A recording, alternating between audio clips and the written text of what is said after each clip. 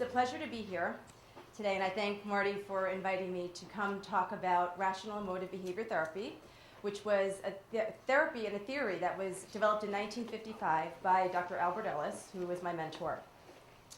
Dr. Ellis was voted the second most influential psychotherapist behind Carl Rogers and before Sigmund Freud, and which is ironic because Albert Ellis was trained as an analyst and actually practiced analysis for 6 years, but became very frustrated, and I think partly because of his personality. He was driven by efficiency, he wanted to see results, and when he was working with his patients doing analysis, he saw that they might have been feeling better, but he didn't really think they were getting better. And so as a result, he went out in a time where analysis was the way of doing things, and he developed rational therapy. And there's a distinction that we make in REBT, Rational-Emotive-Behavior therapy, and that's between people getting better and people feeling better. And I always tell my trainees at the Institute that people have friends to help you feel better, and you have an REBT therapist to help you get better. It's true. And by the way, you had asked a question about what to do with your child, and send him to therapy. Get him in early. Okay. What we do in REBT is we help our clients make a philosophical shift in their views about themselves, other people, and the world. So before I go any further, I'd like to start with an exercise, okay? It's the finger-pointing exercise. So I want everybody to think about a secret that they have, something that they've never told another person, a secret that they're ashamed of. It could be something that you've done in the past that you feel really ashamed about, or it could be a personal weakness that you have that you don't necessarily want to share with other people. So I want you to think about that secret now. Should we restrict that to the number of fingers on our hand? Your worst secret ever, okay? So I want you to think about that secret. I'm going to come around, and I'm going to point at somebody. And when I point at you, I'm going to ask you to come up to the front of the room, and I'm going to ask you to share your secret.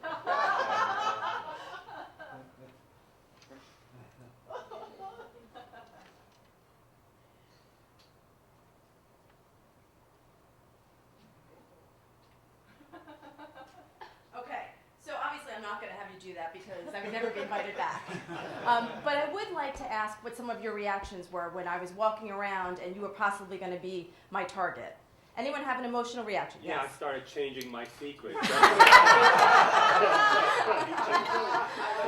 Okay, so you started changing your secret because why?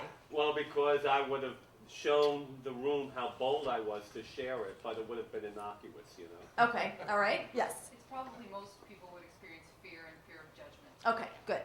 Anyone have a different feeling? Yeah, because I'm in the classroom a lot and presenting, I was thinking of, it's not quite the same, but thinking of how I was going to put the most positive spin on this and look bold and confident as I was. I'm going to put a positive spin as opposed to I'm going to lie. Nice, very good. Good use of language right there. Anyone? Yes. I have things I would not gladly share in this group, but I can't think of anything that I haven't shared with anybody. Ooh, whoa. Okay, good for you. You forgot it. Yes. That's possible. I didn't really come up with anything, but I immediately did a non-GS thing. I just thought, I'm just going to resist. Okay. Okay, fine. Okay, so we have a mixture of we're going to put a positive spin on it, probably because of some fear or anxiety. We're not going to do it at all. Anyone else have a different? Yes. If you picked me, I was going to say I declined to speak it as it would violate my boundaries. Okay, good. So you're assertive. How did you feel about the possibility of being picked?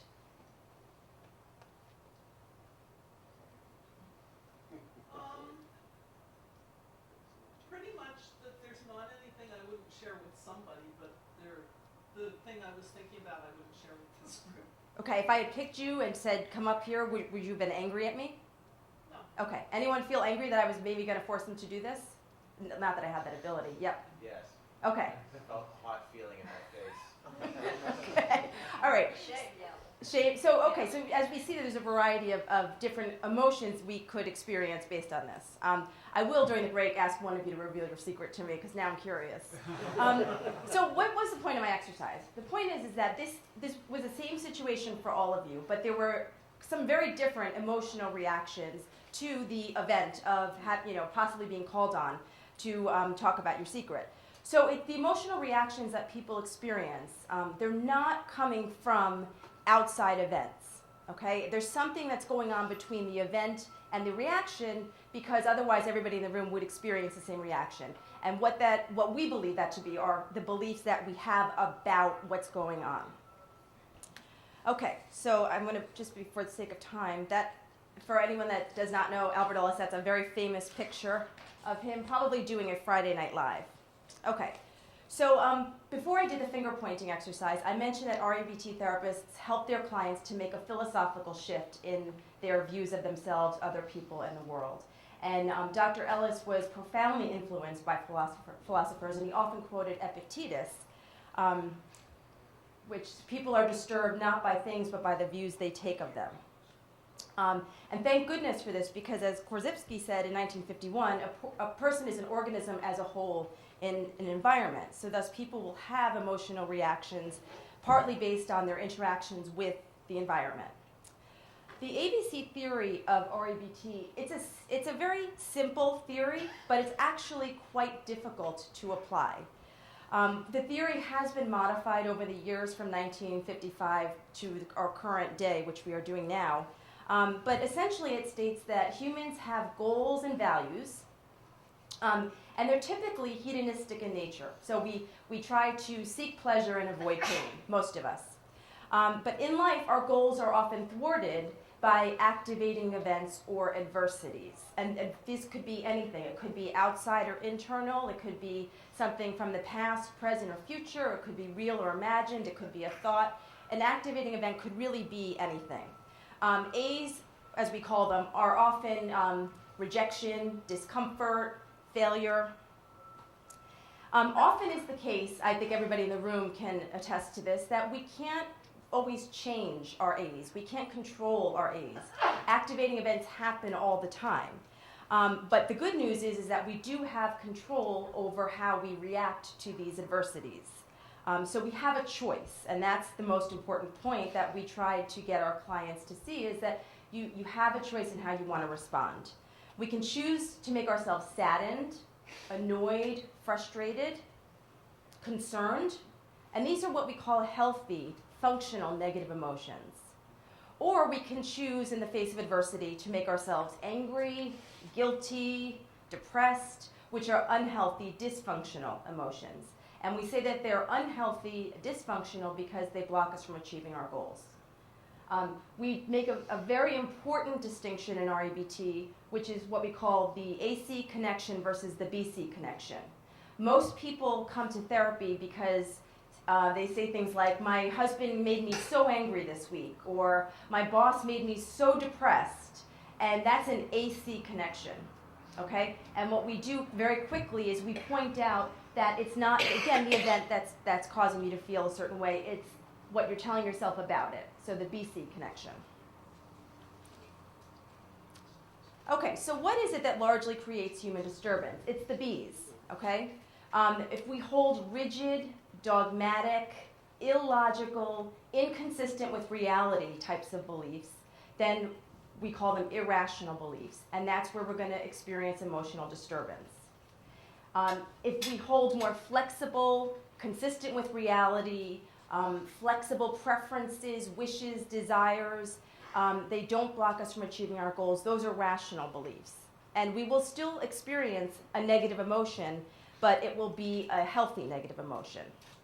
So if I'm up here thinking I absolutely must give a good talk, I must give a good talk, and the audience members must like me and think that it's a really good talk, and if they don't, I'm a failure, I'm going to experience anxiety about my talk and probably make a lot of errors. But if I'm up here thinking, I'd like to do a good job, I'd like to get my points across, but if people don't like the talk, it's not the end of the world, and I'll get over it, and it doesn't say anything about me as a person, I'll feel concerned about the talk, but I won't feel anxious, and I'll probably do a better job. People get themselves into trouble when they escalate their healthy preferences into dogmatic demands. So when we think in such ways, we tend to catastrophize or awfulize. So, oh my God, this is the worst thing in the world. It's horrible, it's awful, it's terrible. We also engage in I can't stand it-itis. Albert Ellis created all these phrases that make no sense and are not in the dictionary. But and that's really like frustration intolerance. I can't stand it. It's too uncomfortable. It's too difficult. And then we also tend to damn ourselves and we damn other people. So I'm worthless because I failed. It's here again where Korzybski and REBT concur. Korzybski said, when we perceive a happening or event, we silently or non-verbally react with evaluations about it, and our emotions and evaluations are organismically together and interact with our verbalizations, which follow our silent thinking feeling level. And Albert Ellis often quoted him about this. Because we're human, and we have a tendency to escalate our preferences into demands and to think irrationally at times, we also like to complicate matters further by creating secondary emotional disturbance or meta-disturbance. And what this is sort of a feeling about a feeling. So I'm anxious. Well, how do you feel about being anxious? Well, I'm angry that I'm anxious because I shouldn't be anxious. I know it's stupid and it doesn't help me. So what you have now is you've got two problems instead of one. And this also, again, refers to what Korzybski called second-order reaction. So he predated and influenced Albert Ellis quite a bit. While I've outlined the ABCs of REBT, the story doesn't end there. Okay, so as I mentioned earlier, we collaborate with our clients to help them to make a philosophical shift. And we do so by disputation. Okay, disputation is active and forceful challenging of clients' irrational beliefs. And we use several types of disputes, and we use several styles of disputing to persuade. We're really trying to forcefully persuade our clients to give up their current way of thinking that's not working for them. And it is quite a process, because if you think about how long you've been walking around holding certain types of beliefs for, very strongly, you can't passively dispute a belief and get the client to give it up. You have to be very forceful in your disputes. So we have the empirical dispute. Okay, so this dispute is, where is the evidence that people must like you? Where is it written that people should respect you? We also use the functional or heuristic dispute, which in my opinion is actually the most helpful because it's very client-centered. It's all about the client and the client's goals. How is it helping you to think that people must like you? Well, it's not. Okay, tell me all the ways that it's not working for you. Well, when I think that, I get anxious, and then I don't interact well with people, and they tend to reject you. So you get them to list all the reasons why their current belief is not working for them in an effort to to get them to give it up quicker. We also use the logical dispute. Does it logically follow that because you want people to like you, they therefore must? So therefore, that goes back to when you escalate from a preference to a demand.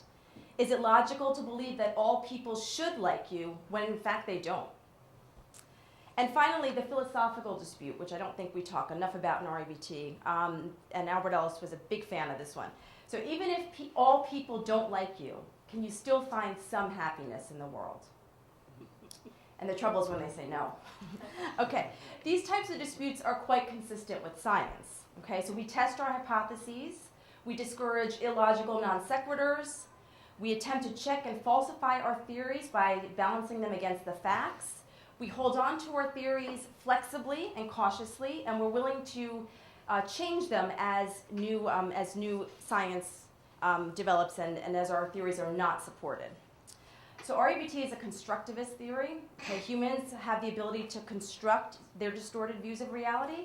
And thank goodness we have the ability to reconstruct new ways of thinking that will lead to more emotional health. And this is the essence of disputation and rehearsal. I do want to make an important point about REBT. Many people misinterpret what we're trying to do. Okay? I've heard throughout the country and the world when I do talks that people think that we're trying to get people to feel neutral about adversity. Or even worse, that we're trying to eliminate all emotions, which is 100% not the case. We want to help our clients achieve healthy, negative, emotions, okay? If something bad is happening, why would we want our client to feel neutral about it or happy about it? I mean, it makes no sense. That's crazy. So I have a client who's depressed about her marriage. She's depressed because she and her husband are not connecting and communicating the way she'd like. So we worked on the depression and we got her to a healthy level of sadness. That's not the end of therapy, okay? That's not a success story. So she walks around being sad and disappointed in her marriage. Once we get them to a healthy emotion, negative emotion, then what we have to do is we've got to either work on couples counseling and better communication and connection, or if it seems that that's not going to happen, then possibly work towards an amicable divorce. So we do the emotional solution first. We deal with unhealthy negative emotions, get people to a healthier place, and then we will work on practical problem solving, because again, we want our clients to achieve their full potential and to strive for as much happiness as possible. Finally, REBT holds the position that self-esteem is a danger, okay? So forget everything that you've seen on TV, everything that you've read in magazines about the importance of self-esteem. We actually take a very different perspective on this. Self-esteem is rating oneself based on one's behavior or one's performance. So I did well on a paper, I am a success. I failed a test, I'm a failure. So it becomes this I am good or I am bad scenario. And we see these types of statements as gross overgeneralizations because we're too complex for any one label, positive or negative. The reality is that everybody in this room, even if you don't want to admit it like your secrets, everybody does things that are good and people have acted badly in the past, right? So we've done good and we've done bad. That's just part of being human. Think about how many actions and behaviors that you've already done today. Okay? Tons.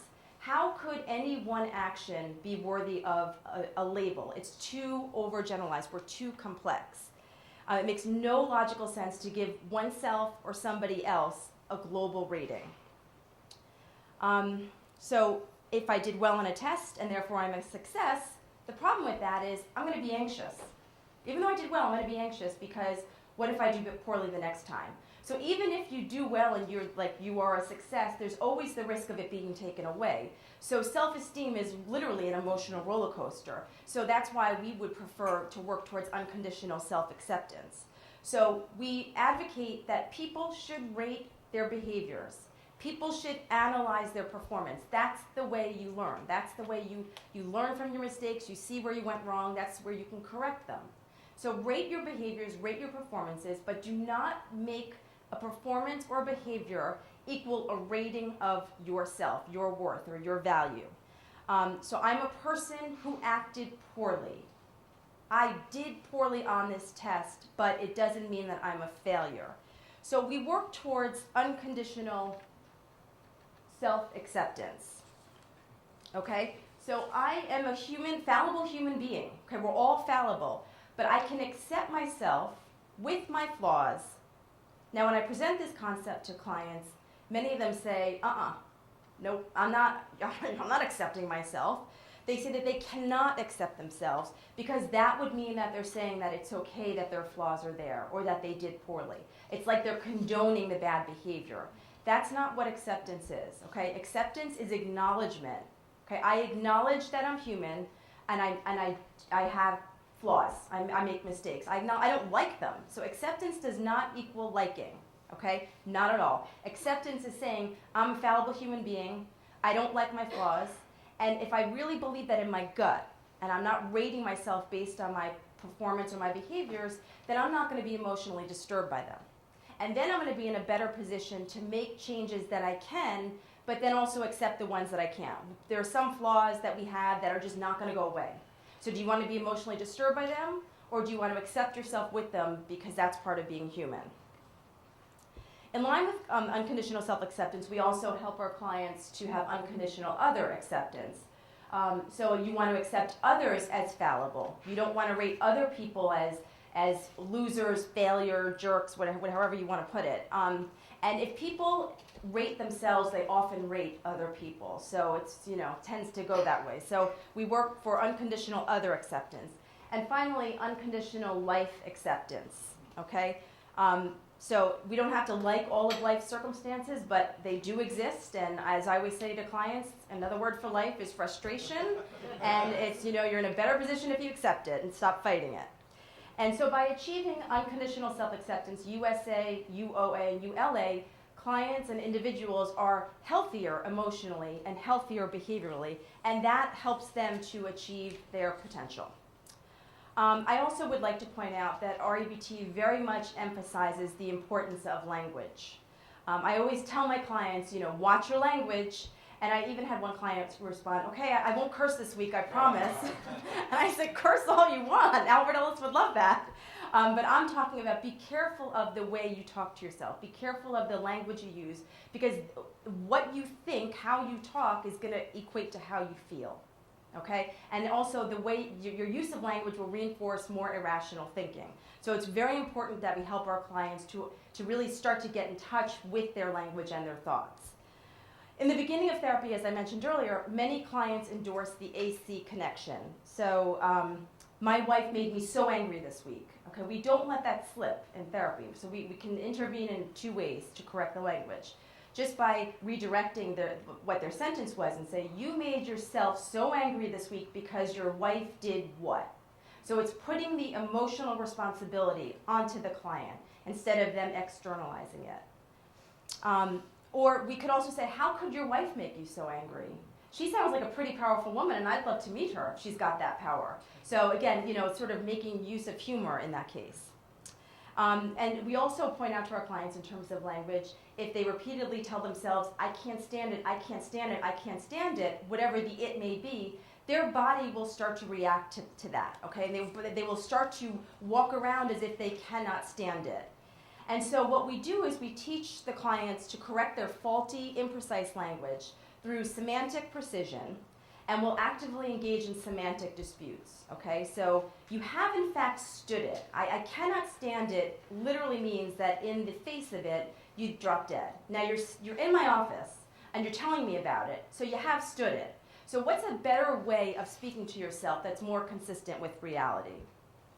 Okay, in closing, perfect, okay, I just want to say thank you, also, Gina, for having me, and just to emphasize that Albert Ellis was a big supporter of general semantics, and he was very active in supervision sessions talking about general semantics and the influence that Korzybski and general semantics had on his development of the theory of rational emotive behavior therapy. So thank you very much. Thank you.